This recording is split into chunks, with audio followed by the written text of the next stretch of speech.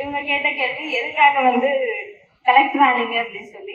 So கலெக்டருங்கிறது வந்து டைரக்டா கலெக்டருக்குன்னு exam எழுதுறது கிடையாது. நம்ம வந்து சிவில் சர்வீசஸ்ல நிறைய சர்வீஸ் இருக்கு. ஐஏஎஸ், ஐபிஎஸ், ஐஎஃப்எஸ், ஐஆர்எஸ்னு நிறைய சர்வீசஸ் இருக்கு.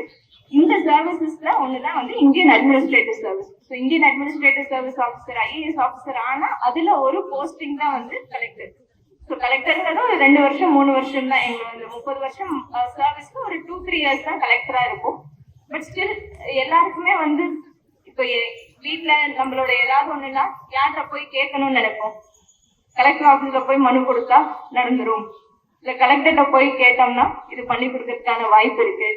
இல்ல யாராவது ஏதாவது ரொம்ப இது பண்ணிட்டே இருக்கிறாங்க, நீ என்ன கலெக்டர் வேலையா பாக்குறேன்னு கேள்வி கேட்டது வந்து இருக்கா. ஏன்னா அந்த கலெக்டருங்கிற போஸ்ட்ல நிறைய அவங்களால மக்களுக்கு தேவையான விஷயங்கள் செய்யக்கூடிய ஒரு போஸ்டா இருக்குங்கிற நம்பிக்கை எல்லாத்துக்கும் இருக்கு. இன்னமும் அப்படித்தான் இருந்துட்டு இருக்கு.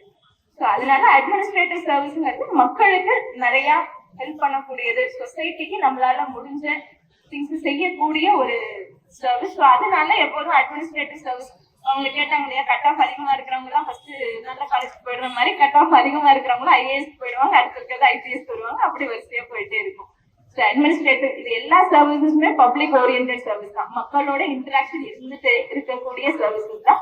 அதுல அட்மினிஸ்ட்ரேட்டிவ் சர்வீஸ்ங்கிறது வந்து மக்களுக்கு நேரடியா நம்மளால ஏதாவது செய்யக்கூடிய ஒரு போஸ்ட்ல தொடர்ந்து இருக்கிற எல்லா போஸ்டுமே மக்களுக்கு நேரடியா ஒரு உதவியோ இல்ல ஒரு ரிஃபார்மோ இல்ல சொசைட்டில ஒரு சேஞ்சோ ஒரு ஸ்கீமோ கொண்டு வரக்கூடிய பொசிஷன்ஸ்ல இருக்கிறது அந்த ஐஏஎஸ்க்கான போஸ்ட். அதனாலதான் மோஸ்ட்லி ஐஏஎஸ் ஃபர்ஸ்ட் சூஸ் பண்ணுவாங்க. நம்ம ஆப்ஷன் கொடுக்கணும், உங்க கவுன்சிலிங் மாதிரி தான் என்னென்ன கோர்ஸ் வேணுமோ என்னென்ன சர்வீஸ் வேணுமோ அதுக்கு நம்ம 1 2 3 நம்பரிங் பண்ணுவோம்.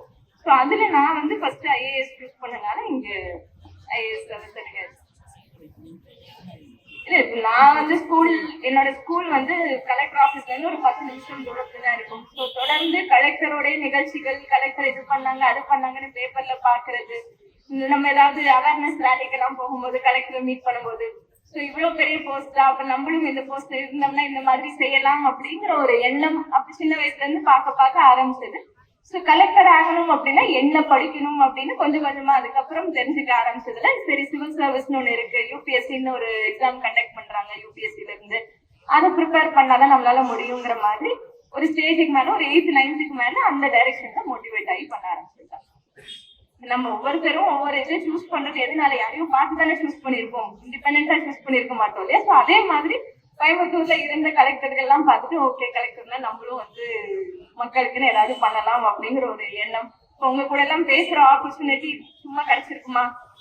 கிடைச்சிருக்காது இல்லையா. இப்ப வந்து உங்கள்கிட்ட பேசுறோம், உங்களை எல்லாம் மோட்டிவேட் பண்ணணும், நீங்க நாளைக்கு ஒரு நல்ல ஃபியூச்சர் சிட்டிசனா இருக்கணும், உங்களுக்குள்ள நிறைய பேர் ஐஏஎஸ் ஆபீசரா வரணும் அப்படிங்கிற ஒரு ஆர்வம் உங்ககிட்ட வந்து பேசுறதுக்கான வாய்ப்பு கொடுக்கக்கூடிய ஒரு போஸ்ட் இதுதான். ஓகேவா? செய்திகளை உடனுக்குடனும் துல்லியமாகவும் தெரிந்து கொள்ள சப்ஸ்கிரைப் பண்ணுங்க.